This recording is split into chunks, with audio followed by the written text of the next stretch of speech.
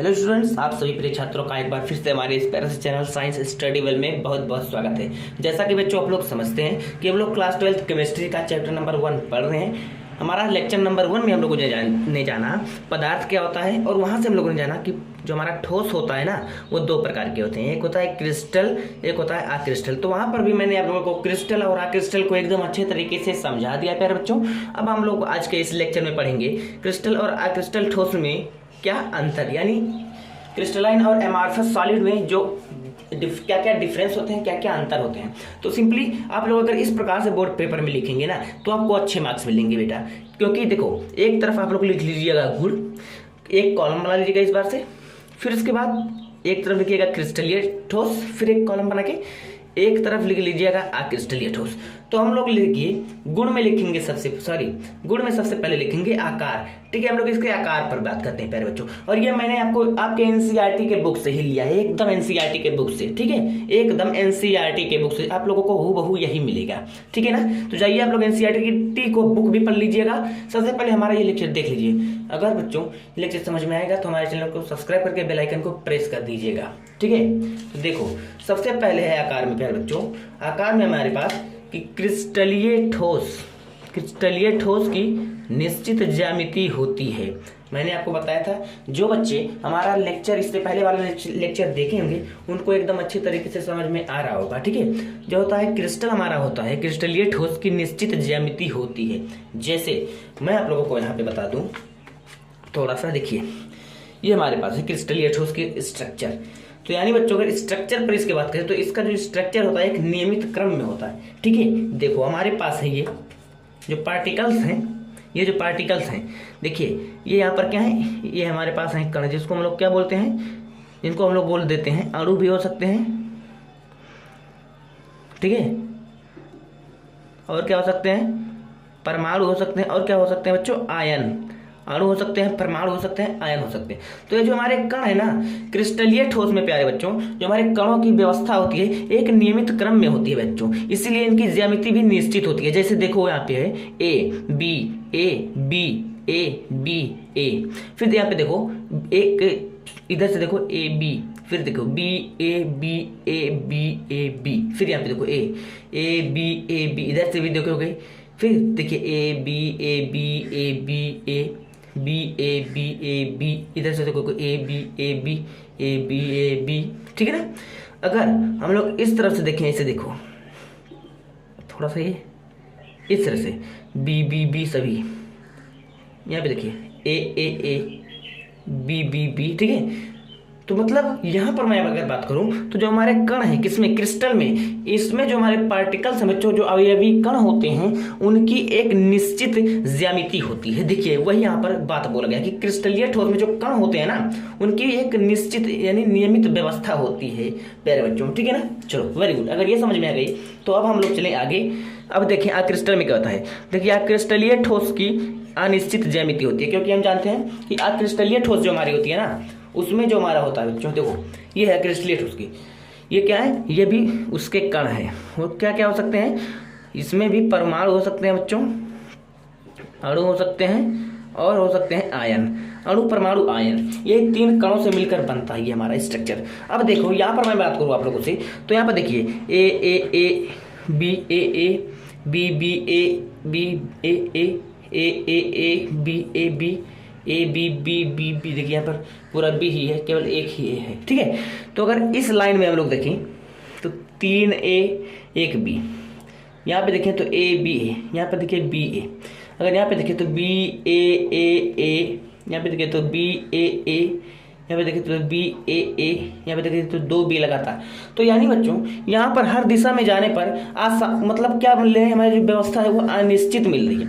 और यहाँ पर हम लोगों ने देखा कि देखिए अगर हम लोग इधर जा रहे हैं तो पूरा बी बी मिल रहा है, फिर जा रहे हैं तो पूरा ए फिर बी बी, फिर ए, फिर देखिए फिर ए यहाँ पे मिला हम लोगों को, फिर बी बी मिला, फिर ए, इस प्रकार से, और बड़ा हमारा क्रिस्टल जिस प्रकार से रहेगा, फिर उसके बाद बी बी ए, कम से कम एक निश्चित व्यवस्था है। बट यहाँ पर देखो, यहाँ पर कोई निश्चित व्यवस्था नहीं है। यहाँ पे देखिए 1 2 3 4, यहाँ पर 3 ए लगातार आ चुके हैं, फिर 1 बी आ गया, यहाँ पर देखिए 1 बी है, फिर उसके बाद लगातार 3 ए है। तो यही मैं बात आप लोगों को समझाना चाहता हूँ कि यहाँ पर जो होता है क्रिस्टल में हमारे जो कणों की व्यवस्था होती है वह क्या होती है, जो व्यवस्था होती है बच्चों वह अनिश्चित होती है, यानी अनियमित होती है। इसलिए इनकी जो स्ट्रक्चर होता है, जो ज्यामिति होती है वो कैसी होती है, अनियमित ज्यामिति होती है। ठीक है ना। चलो, अगर ये सब लोगों को समझ में आ गया तो अब हम लोग अगले टॉपिक पे चलते हैं। अगला टॉपिक हमारे पास गलनांक यानी मेल्टिंग पॉइंट कितना होता है, मेल्टिंग कैसे, इनका गलनांक क्या होता है। ठीक है, मेल्ट।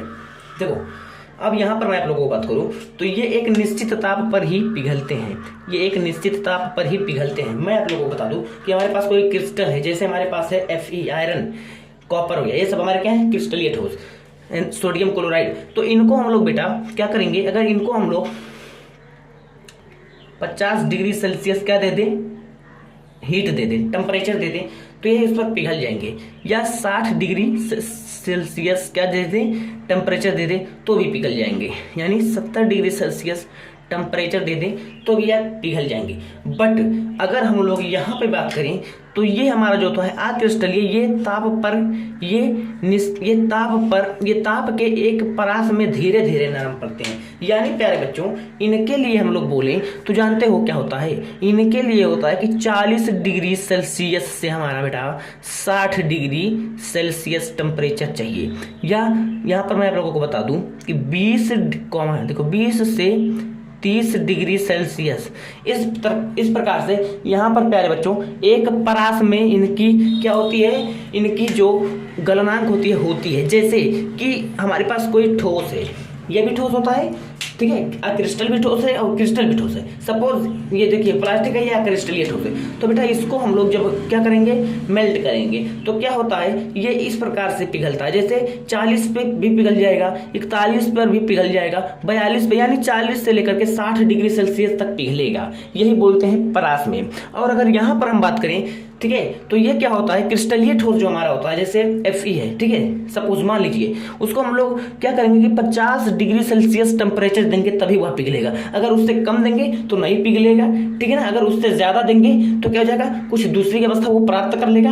वही मैं आप लोगों को समझा रहा हूँ। ये होता है एक निश्चित ताप पर, यानी 50 डिग्री सेल्सियस टेम्परेचर पर पिघलेगा तो 50 डिग्री सेल्सियस टेम्परेचर पर ही पिघलेगा। और ये क्या है, 40 से 60, यानी 41 पे, 42 पे, 43, 44, 45, 46, इस प्रकार से 60 डिग्री सेल्सियस तक यह पिघल सकता है किसी भी नंबर में। ठीक है, यही मैं आपको।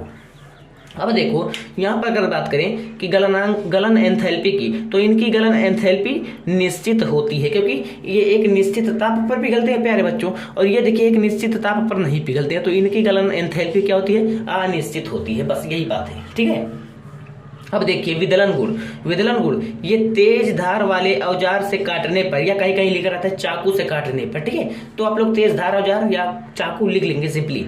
क्या होता है बच्चों, दो टुकड़ों में विभक्त हो जाते हैं और नई जनित सतह क्या होती है, और जो नई हमारी सरफेस निकलती है वह क्या होती है, चिकनी होती है और सपाट होती है। और इसको जब हम लोग तेज धार वाले औजार से काटते हैं तो ये क्या होती है, अनियमित सतह में विभक्त हो जाती है। क्योंकि बच्चों यहाँ पर अगर देखें तो इसके क्रिस्टल जो होते हैं, ये जो क्रिस्टलीय है, इनकी जो ज्यामिति है वो अनिश्चित है। तो अनिश्चित है तो इनको जब हम लोग काटेंगे तो क्या होगा, ये सपाट नहीं, मतलब इनकी जो नई सतह निकलेगी वो सपाट नहीं रहेगी। क्यों, क्योंकि जो इनके कणों की व्यवस्था है प्यारे बच्चों, ये देखिए क्रिस्टल के कणों की व्यवस्था है एकदम खिचड़ी की तरह बनी हुई है। मतलब कहीं भी एकदम इसके जो कण हैं कहीं भी बिखरे हुए हैं। इस प्रकार से देखिए A B B B B A B A B B B A B A B, इस प्रकार से बिखरे हुए हैं इनके कण। और यहाँ पर देखें तो हमारा जो क्रिस्टल है इसका एक निश्चित आकार है बच्चों, A B A B A B B A B A B A B A B A B B A B A B, इस प्रकार से।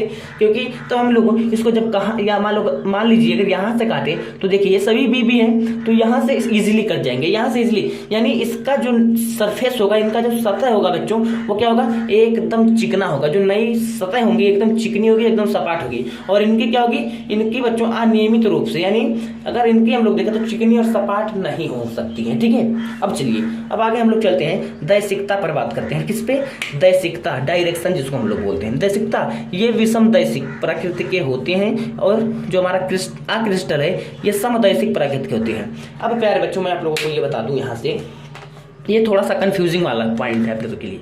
ठीक है, देखो ये हमारे पास है क्रिस्टल। अब आप लोगों से मैं बता दूं कि ये जो होते हैं ये विषम दैशिक प्रकृति के होते हैं, यानी अगर इसके हम लोग डायरेक्शन की बात करें तो क्या होता है, ये विषमदैशिक। क्यों विषमदैशिक होते हैं क्या बच्चों? क्योंकि मेरे प्यारे प्यारे बच्चों, यहाँ से देखिए, अगर यहाँ से हम लोग इस प्रकार जा रहे हैं तो ए बी स्ट्रक्चर मिल रहा है, फिर यहाँ से जा रहे हैं तो बी ए बी स्ट्रक्चर मिल रहा है, फिर यहाँ से ए बी, यानी इस स्टेप बाय स्टेप जब हम लोग हट रहे हैं तो अलग अलग डायरेक्शन में जा रहा है। यहाँ से देखिए, अगर यहाँ से हम लोग जा रहे हैं तो बी फिर ए फिर बी, अगर इधर से आ रहे हैं तो देखिए बी फिर ए, इस प्रकार से अलग अलग डायरेक्शन, हर तरफ अलग अलग है। तो इसीलिए इसको हम लोग बोलते हैं विषमदैशिक, यानी इसकी जो दिशा है वो विषम है, ठीक है, हर तरफ जाने पर अलग अलग है।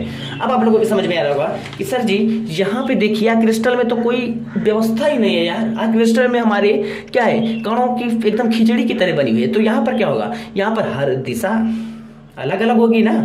इधर जाएंगे तो देखिए ए 3 ए लगातार है, फिर एक बी, फिर 2 ए, यहाँ पे लगातार 2 बी है, फिर पूरा 4 ए है, ठीक है। तो अगर इस प्रकार से हम लोग बात करें तो यहाँ पर बच्चों क्या हो गया, हर दिशा हमारी अलग अलग हो जा रही है। कम से कम यहाँ पर हमारे प्यारे बच्चों, यहाँ की जो ज्यामिति है निश्चित है, किसकी, क्रिस्टल की ज्यामिति क्या है, निश्चित है ना, और इससे क्या है, अनिश्चित है। तो इसीलिए मेरे प्यारे साथियों क्या होता है, यहाँ पे क्रिस्टल जो होती है इसकी कम से कम एक जो कणों का अरेंजमेंट है निश्चित है। क्या है, निश्चित है प्यारे बच्चों, निश्चित है। और यहाँ पे कणों की व्यवस्था क्या है, अनिश्चित है। क्या है, अनिश्चित। तो अनिश्चित है तो हम लोग थर्मोडायनामिक्स में पढ़े हैं क्लास 11th में ही कि जब कोई भी चीज, मतलब कोई भी चीज जो है उसको, उसके लिए देखिए, जब दिशा मतलब हर तरफ जाने पर अलग अलग मिल रही है तो क्या होता है, उसके लिए हम लोग रैंडम यूज करते हैं, रैंडम शब्द का, ठीक है, रैंडम। तो रैंडम के लिए हम लोग उसकी जो डायरेक्शन है, उसकी जो दिशा है, हम लोग क्या मान लेते हैं बच्चों, समान मान लेते हैं, क्योंकि हर तरफ जाने पर असमान है, क्योंकि इसको जो कोण की व्यवस्था है अनिश्चित है, और हर तरफ हम जब जा रहे हैं तो उसका जो डायरेक्शन है अनिश्चित है, और निश्चित और अनिश्चित होगी बच्चों, क्योंकि इसका जो कण है यार वो भी अनिश्चित है। तो इसीलिए इसको हम लोग रैंडम मान लेते हैं बच्चों। क्या मान लेते हैं इसको, आप लोग लिख लीजिए कहीं कहीं, रैंडम मान लेते हैं। और रैंडम मानने पर इसको जी इसकी जो हर डायरेक्शन है इसको हम लोग क्या मान लेते हैं, समान मान लेते हैं। इसीलिए इसको हम लोग बोलते हैं समदैशिक प्राकृति के होते हैं, ठीक है ना। चलो अब देखो प्राकृति, अब आगे चलते हैं अगले टॉपिक पे हम लोग। प्राकृति इसकी कैसी होती है, यानी क्रिस्टलीय ठोस की जो प्राकृति है ये वास्तविक ठोस है, ये रियल वाले ठोस है, ठीक है। और ये आभासी ठोस है, जैसे हमारा प्लास्टिक हो गया, रबर हो गया, कांच हो गया, ये सब क्या है बच्चों, आभासी ठोस है। ये वास्तविक ठोस है, जैसे Fe हो गया, सोडियम क्लोराइड हो गया, कॉपर हो गया, जिंक हो गया, ये सब क्या है, क्रिस्टलीय ठोस है। और यहाँ पर एक बात और है, इसे हम लोग अतिशीतित द्रव भी बोलते हैं। और अतिशीतित द्रव हमारा क्या होता है, कांच होता है। कांच को हम लोग अतिशीतित द्रव बोलते हैं। क्या होता है, कांच को। अब मैं आप लोगों को थोड़ा सा जल्दी से समझा दूं प्यारे बच्चों, कांच जो हमारा होता है अतिशीतित द्रव, इसलिए हम लोग उसको बोलते हैं। सिंपली अगर मैं आप लोगों को बता दूं, यहाँ पे हम लोग अगर आज से 2-3 साल पहले, ठीक है, यानी बच्चों अगर हाँ आज हम लोग सिंपली कांच लाए, ये क्या है हमारे पास, कांच है। तो धीरे धीरे टाइम के साथ साथ प्यारे बच्चों, यानी आज से अगर हम लोग 20 से 30 साल बाद, आज से 20 से 30 साल बाद, यानी जब हम लोग बूढ़े हो जाएंगे, ठीक है ना, तो नहीं यार हम लोग बूढ़े कहाँ हो जाएंगे, 40 साल करेंगे तो 40 साल के बूढ़े थोड़े नहीं होते हैं ना। तो देखो यहाँ पर मैं आप लोगों को ये बता दूं कि 20 से 30 साल बाद जब हम लोग इसको देखेंगे तो ये कांच ऊपर से देखिए, इस समय इसकी मोटाई एकदम सेम है। क्या बच्चों, सेम है। और जब धीरे धीरे 20 से 30 साल बाद हम लोग देखेंगे तो ऊपर से हल्का सा पतला हो जाएगा और नीचे की तरफ इस प्रकार से मोटा हो जाएगा। क्यों, क्योंकि बच्चों इसीलिए इसको हम लोग बोलते हैं अतिशीतित द्रव। इसीलिए इसमें बहने का गुण होता है, कुछ द्रव की तरह इसमें गुण होते हैं, प्रॉपर्टीज होती हैं, किसमें, कांच में प्यारे बच्चों। इसीलिए ये समय के साथ साथ, मतलब ये नहीं कि एकदम लिक्विड की तरह होता है, बट इसमें लिक्विड के कुछ गुण पाए जाते हैं। इसीलिए तो ये कुछ साल बाद, मतलब धीरे धीरे टाइम के साथ साथ ये बहने लगता है। बहुत तेजी से इसमें वो नहीं होता है प्रोसेस, लेकिन धीरे धीरे होता है, ठीक है ना। तो कहीं आप लोग अगर जाइएगा, अगर खिड़की का कांच देखिएगा तो जरूर उनके, ठीक है, खिड़की अगर मतलब खिड़की में कांच लगा रहेगा तो आप लोग उनके घर वालों से जरूर पूछ लीजिएगा कि भैया ये कांच आप कब लगवाए थे, तब आप लोग वहाँ पर उनको बता सकते हैं, ठीक है। ये बहुत ही अच्छी जानकारी है, ठीक है बच्चा। चलो वेरी गुड।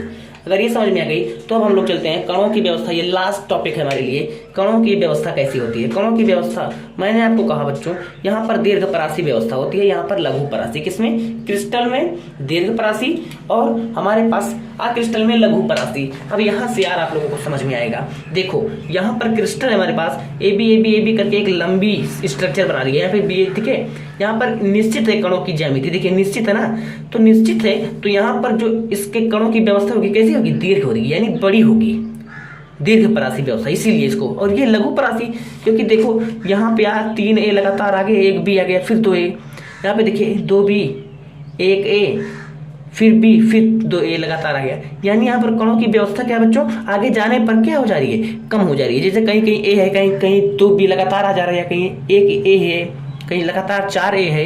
तो इस प्रकार से अगर देखा जाए तो इनके कणों की जो स्ट्रक्चर है, यानी कणों की जो ज्यामिति है, जो व्यवस्था है, वो अनिश्चित है, तो इसीलिए इसको हम लोग बोलेंगे लघुपरासी व्यवस्था है इसमें, ठीक है ना। तो आई होप कि इतना चीज आप लोग समझ गए हैं प्यारे बच्चों। अगर इतना चीज आप लोग समझ गए हैं ना, तो मुझे उम्मीद है कि आप लोग बोर्ड पेपर में एकदम अच्छे तरीके से लिख करके आएंगे। यानी जो हमारा बोर्ड पेपर होगा 2024 में बोर्ड पेपर के लिए हम आपके लिए एक न्यू बैच चला रहे हैं बच्चों। तो आप लोग ज़्यादा से ज़्यादा बच्चों के पास हमारा ये बैच शेयर करिएगा, और अगर समझ में आ रहा हो ना तो हमारे चैनल को सब्सक्राइब कर दीजिए, क्योंकि आप लोगों को हम लोग बोर्ड पेपर तक इसी तरीके से एकदम पूरी तरीके से मेंटर करेंगे। लगातार आप लोगों को हमारे चैनल पर वीडियोज़ मिलते रहेंगे। कक्षा 9 से लेकर के कक्षा 12 तक के सभी लेक्चर्स मिलेंगे, सभी सब्जेक्ट्स के लेक्चर मिलेंगे, ठीक है। तो यार मिलते हैं अगले वीडियो में, तब तक बने रहिए आप हमारे चैनल के साथ। और हाँ, मैं आप लोगों को एक बार फिर से बोल दे रहा हूँ कि अपने दोस्तों के साथ हमारी इस वीडियो को जरूर शेयर कर दीजिएगा, ठीक है। तो चलिए बाय।